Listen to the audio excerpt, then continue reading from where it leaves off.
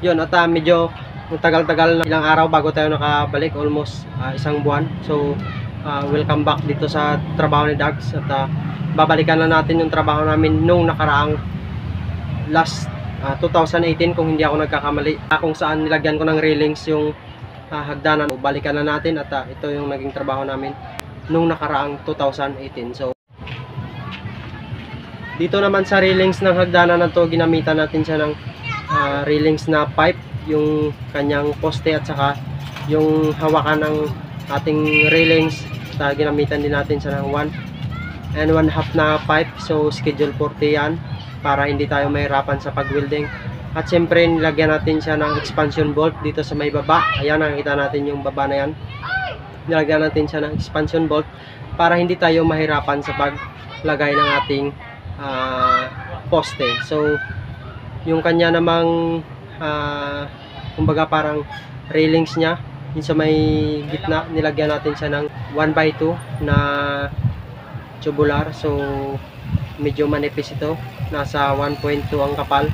So medyo mahirap ito i-welding, pero kailangan medyo ingatan natin para hindi masira yung ating pagwe-welding. So dito naman sa may banda sa taas, ito naman yung railings ng terrace, kung saan mayroon pa itong bubong na ilalagay dito. So the same sila ng materials dito mismo sa may hagdanan at saka itong terrace nito. So fast forward tayo 2020, ito na yung naging resulta ng trabaho natin, kung saan itong trabaho na to hindi dapat itong trabaho na to itong nakalaan sa akin, pero binigay ko to sa aking join. So ito yung ginawa nila. So ginamitan nila ng 1/2 na tubular. So ang sabi ko sa kanila, dapat mas maganda na lagyan natin siya ng terrace, tapos lagyan natin siya ng poste na ganyan. So tapos yung sa gitna para hindi masira yung railings natin, kasi meron na itong poste. So sabi ko, gawa na lang natin siya ng ibabox natin yung railings niya, tapos maglagay tayo ng dalawang poste nakatap dito sa railings para gumanda yung effect ng ating trabaho. So hindi pa yan tapos. So wala pang pintura, wala pang lahat-lahat maliban sa syuta mo. So syempre meron tayong nilagay dito sa kabilaan na poste na 1/2 pa rin. Syempre nagfabricate sila ng half truss na trusses. So half lang siya kasi hindi naman siya buo. So half lang siya. So ayan, nakita naman natin na meron siya expansion bolts. So ang kinagandahan ng expansion bolts nito, kasi nakabaon nito sa loob ng semento, nag-expand sa loob, tapos once na hinigpitan mo, so hindi siya matatanggal kahit anong bagyo, kahit dumaan pa yung bagyong Udit na yan. So ginamitan nila ng flat bar, at ayan, nakita naman natin maganda ang pagkagawa nila. So bago nilagay yung Spanish gutter, so ingat lang sa paglagay ng Spanish gutter, kasi once na mamali tayo ng paglagay, so kapag malakas yung ulan, so malakas din yung tulo ng natin, yung Spanish gutter natin. So isa sa pinakamahirap na trabaho is yung paggabit ng yung paglagay ng Spanish gutter. So ang nilagay nila dito na yero is 0.4, so medyo makapal yan. So ang size ng nila ng yero nila is 8 feet. So ayan, nakita naman natin na ang ganda ng pagkagawa. So kaninong bahay ba ito? So ang bahay na ito is pagmamayari ng isang seaman na medyo matalik na kaibigan. So isa sa pinaka mabuting tao na nakilala ko pagdating sa trabaho. So isa sang seaman, tuwing bumababa siya ng barko, so tinatawagan niya ko, kaya tinachat, Dags, kailangan natin ng rescue. So siyempre, sino ba naman ako para tanggihan yung isang seaman? So hindi natin banggitin yung pangalan niya para rin sa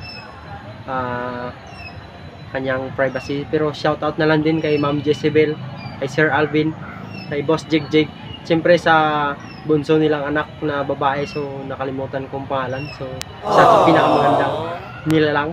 So, at siyempre sa asawa ni Boss Jigjig, si Ma'am, sorry I forgot the name. isang tips para maganda yung pagka-welding ng tubular na yan kahit sobrang nipis. So isang tips o isang paraan o kaya isang mabisang paraan na ginagamit dito sa pag-welding ng tubular na to is number 1 yung current setting natin. Tsaka kailangan pag nag-welding tayo hindi tayo magra-rush na ganito ganyan, kailangan matapos ko ng ganitong oras, kailangan matapos ko agad. So hindi po, talagang napakabawal po ng mga ganon. So attitude ng isang welder kasi kailangan maingat at saka hindi ganun ka nagmamadali tayo sa mga trabaho ganon. So yun lang po, current setting. Dogs, bakit nga ba hindi ka nagtrabaho sa ganyang trabaho? Ano nga bang ginagawa mo? So bakit nga ba hindi ako nagtrabaho sa ganitong project? So malalaman ninyo kung anong dahilan kung bakit hindi ako nakapagtrabaho sa ganitong project, kung bakit ko binigay sa aking chewin. So syempre isa na yan, medyo busy tayo, so kailangan meron tayong tinatawag na priority. So kung saan yung naka-priority, doon tayo lilinya. So itong trabaho na to, binigay ko sa kanya dahil siya lang naman ang gumawa o naglagay ng poste na yan. Nakikita natin ang poste na yan. So napaganda poste at saka yung hagdanan na semento. So si Tito Bano yung gumawa ng poste at saka nung hagdanan na concrete. So kapag ka dito lang kayo sa Lemery, medyo malapit sa area namin, so pwede kayong mag-PM o kaya pwede kayong mag-message sa aking Facebook page. Pwede rin kayong pwede nyo rin akong i-message sa ganitong account, and then usap-usap tayo kung ano mga kailangan nating i-adjust para makapag-meet up tayo. So dito lang to sa area ng Iloilo o kaya sa Lemery. I guess dito na natin tatapusin ang video sa araw na ito. So see you soon na lang sa mga bagong videos natin. So maraming salamat sa patuloy at walang sawang suporta na binibigay nyo sa munting channel na to. So once again, ito nga pala trabaho ni Dogs. Peace, hanggang sa muli nating ginagawa.